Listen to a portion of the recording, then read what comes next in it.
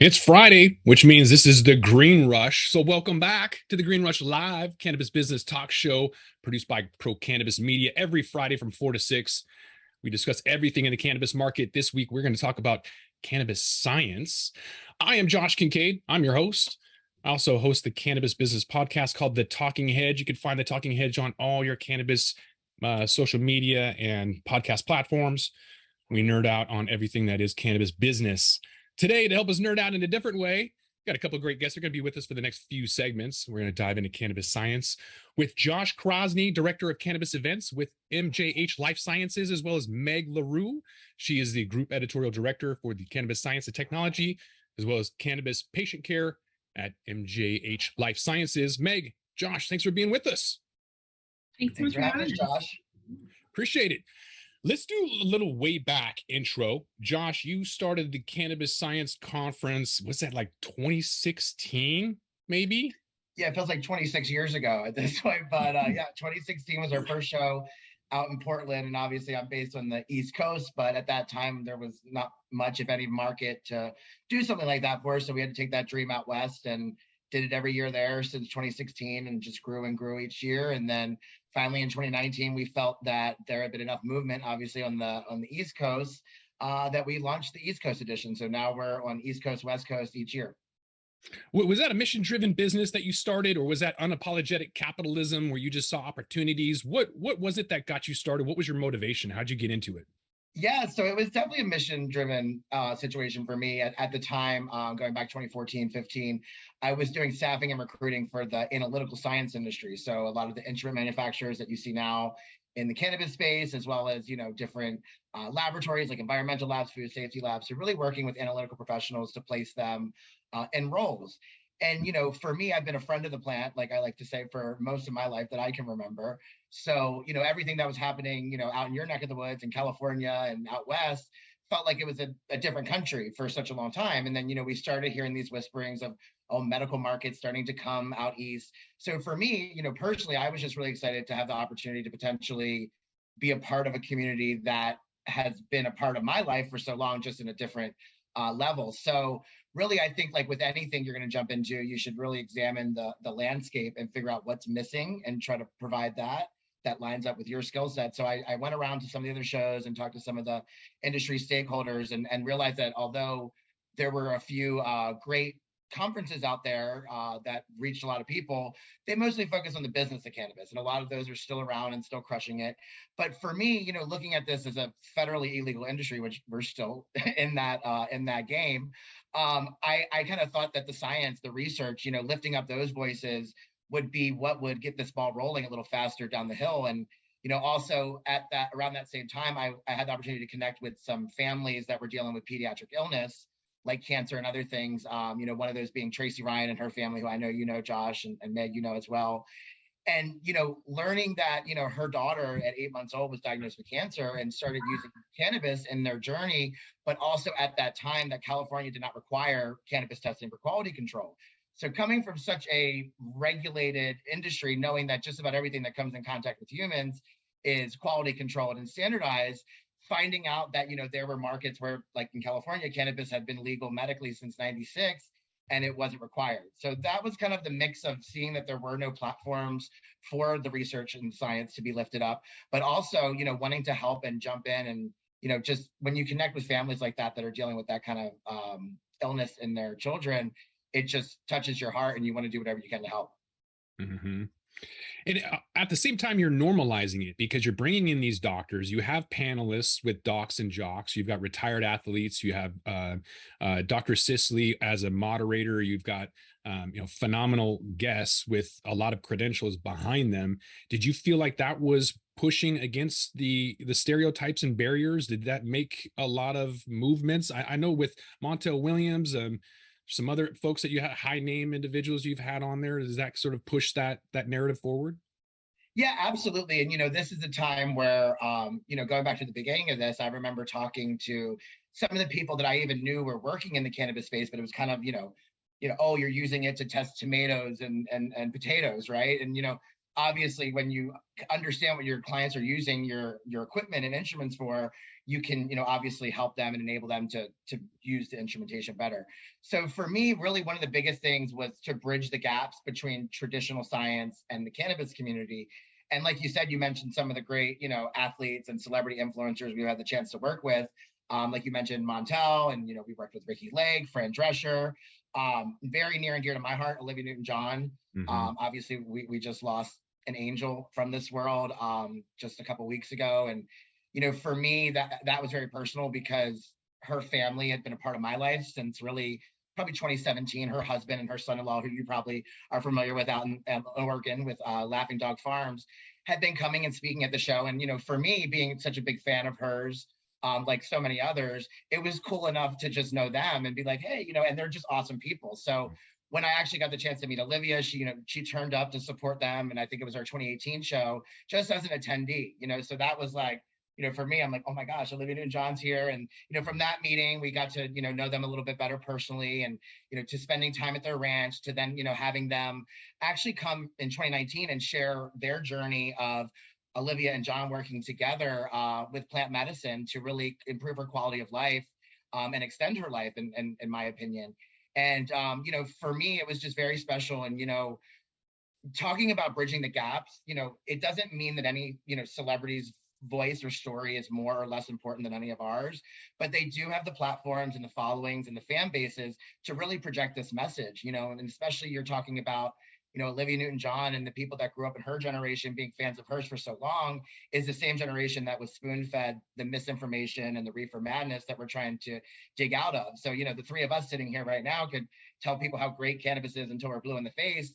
But someone like Olivia Newton-John or even a Ricky Lake or Fran Drescher, who people admire and have looked up to for many, many years, hearing it from them can open their minds a little bit more than anyone else. So I think that's really important. And, I feel very blessed to have been able to work with all of them. But like I said, especially right now, given the loss, I feel very lucky to have had the opportunities and moments I've had with Olivia and her family, and her legacy will live on in her beautiful family and her daughter and her husband and her son-in-law, who are all dedicated to advancing the mission of plant medicine. Mm-hmm. Yeah, I was thinking about you, and when I saw that she had passed away, because that's the last time I saw her was at the event. And that was a really good event in Oregon. It was a very different type of event. Like you mentioned, there's the Canacons and all these other types of events, but that was really the one that really focused on science. And yet during the pandemic, it wasn't around. I mean, maybe online, but online events didn't do as well. Can you talk to us about that transition? COVID hit a lot of businesses. I know that my own consulting business, the Seattle Super Chronic consulting business, took a massive hit. And I transitioned too. So I'm wondering with the transition that you had, if you can kind of talk about that and where you're at now. Yeah, no, absolutely. And, the past few years have been so hard on everyone in the world, really. But there are certain segments that were hit really hard. One of the blessings was to see that cannabis was deemed as an essential business, an essential commodity. So that was awesome to see that just because some of us, were on pause, like events, obviously, that our industry still continued to grow and science was still continuing to be developed. So, for us, you've been to the shows, obviously, Meg, you've been to most of the shows, if not all the shows as well. From my perspective, we take such a personal hands-on approach, and, you'll see me running around the show, taking this hand, putting in that hand, oh, you're working on this research. Oh my gosh, you got to meet this guy who's working on this research here. It could be a great collaboration. So for me, I just felt that networking element and that community coming together, it's just hard to duplicate on a Zoom. Something like we're doing right now, like there's always going to be need for this. People always want to digest news and information and sit in on these conversations. But we're talking about a time where everybody was already going from working together in offices to going and working at Zoom. So you're talking about people that are already on Zoom 8 hours a day, 7 days a week. And you're like, hey, let's do this 3-day conference with, this huge, massive exhibit floor and all these different tracks. And, although I thought it was great for content sharing, talking to some of the vendors and the sponsors of ours that were doing some of these other virtual events, the traction just wasn't there on the virtual floors. And, at the end of the day, we're all about education, but it's not a secret that, the vendors and sponsors and supporters are really what helps enable us keep the lights on, if you will, and to be able to provide the education. So the last thing we wanted to do was put out something that wasn't up to the level of standard of what Cannabis Science Conference has been since 2016, just to get something out there. So we did some webinars, we did some, Zoom calls like this, but, as far as the full-on virtual conference with all the bells and whistles, we decided that wasn't for us. We looked at different options and we considered it, but we kind of felt that taking a break would make sense. And that being said, each time we thought we were taking a break, it got longer and longer and longer. I remember it was beginning of April of 2020, we were scheduled for our Baltimore show, and as you both know, it was like somewhere towards the end of March where the plug was pulled. So at that time we're like, oh, we'll push it to June. From April to June of 2020, I'm sure that'll be plenty enough time to get through this. So obviously that evolved, and really the past few years have taught me flexibility, and the willingness to adapt is crucial. So I'm excited that we are back to our live events. We were able to get our first post-COVID event out in September of 2021 in Baltimore, and it's kind of interesting because, like I said, Baltimore was the next show up before the pandemic happened. So our shows kind of flip-flopped when they would be held in the year, because as you remember, Portland West Coast show would have been around end of August, beginning of September. But just because, obviously that was the next show up on the docket, it was the most prepared for, and the most supporters had been involved with that one. So we had to get that one out. And then, so in the interim between that and our next show, we became part of the MJH family. And we worked together with MJH to do the first edition of CSC under their umbrella in Long Beach, California, in February. And, the move to California was a really interesting one because we really did want to keep it in Portland. But when we were going to reschedule for 2022, the Oregon Convention Center was still being used for housing during COVID. So they were not actually doing any contracting. So we were ready to get back at it. Long Beach had been kind of on our heels, like, hey, we'll give you this great deal. So we did it in Long Beach, and I think that event went really well. And I think September went great in Baltimore. Long Beach was even better, and I'm really even more excited for September next month, because I think each show that we've done since getting back is getting better and better. And it's a process. Everyone has their comfortability level, and some people will never be there. Some people will never want to get back into a room with that many people again. But I know for the most part, most people I talk to are ready and excited to get back, especially with the networking element and the education. Mm-hmm. Yeah, there's one guy I know, he's never going to go to a single event ever again, and majority of people are kind of back at it and can't wait. So I think at this point it's fairly back to normal. But Meg, let me get you into the conversation and ask how you keep the brand authentic without selling out to the sponsor's interests. That's a good question. I'm an editor, so I always try to work on that balance between editorial integrity and not giving too much to sponsorship. So I just kind of take that same approach with the conference. I helped Josh a little bit with this agenda. So, we did try to find a balance with who is speaking from a company, and a lot more of them are educators and people doing research, I would say, in this event. So we just try to find that balance. I'm not going to disparage any of the sponsors. They're doing work too, and they're doing research in their labs and developing methods, and that's important work to share as well. So they should have a voice, but I'm not into like pay to play. So we try to find that balance and do the best we can, I guess. Yeah, there's a lot of events out there that are pay to play, and you can tell on the panel, Canacon, I'm speaking to you. It's obvious, and I will never go and pay to listen to those folks speak at all, because that it's not the best people that can be out there. But when you do try to reach the masses, like anybody's you're trying to get all these sponsors and make all of this work, right? It's kind of this juggling act where you need the money, but you really want to provide the best content. And so how do you do that without the pay to play system? So I'll ask either one of you, how are you personalizing this content, making it niche enough and yet still trying to reach the masses? I think from our company's standpoint, there's a lot of division in who's doing what. So, Josh and I are working on the agenda. We're not selling it. We're not dealing with the sponsors as much, especially now that he's come into MJH. We have a sales team. we have a publisher. Like those are the people that are dealing with that end of things. And we kind of look at the agenda separately. So if somebody says, hey, by the way, I submitted a talk, we'll review it. And I think we're in talks as we move along into 2023 to get like a review board to kind of independently evaluate the abstracts that are coming in. But it's got to be separated, like church and state. You know, you don't want your sales team coming and saying, well, these people will only sponsor if they're also talks. So we try to just keep it very separate.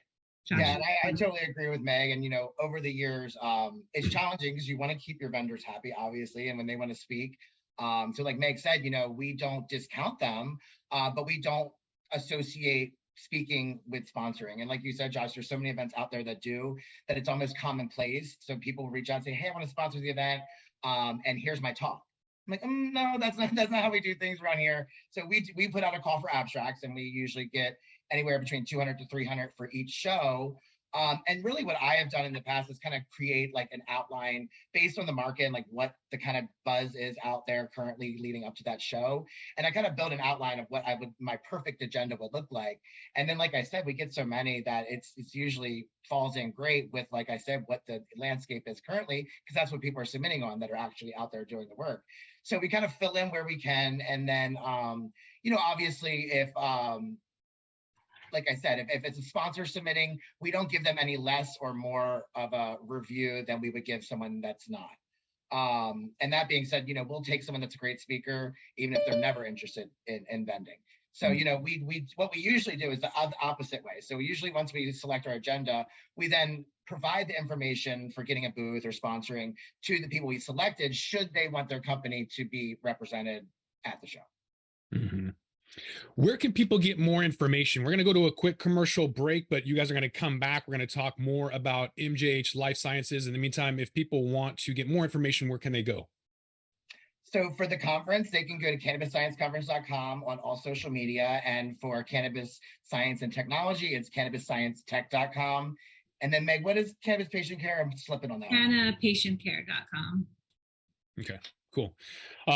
Stick around. You guys are going to be around for the next panel. We got 3 additional guests coming up after the commercial break. So stick around. It's 4:20 somewhere. So come right back. We're going to take a quick commercial break.